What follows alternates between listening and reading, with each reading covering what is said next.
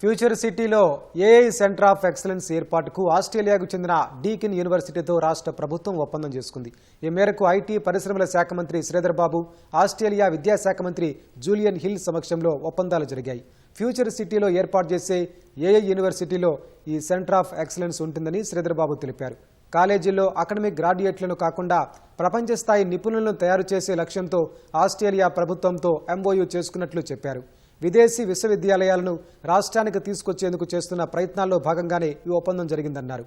భవిష్యత్తులో డిజిటల్ ఇండియాకి తెలంగాణ ముఖద్వారం కానుందని శ్రీధర్ బాబు ఆశాభావం వ్యక్తం చేశారు.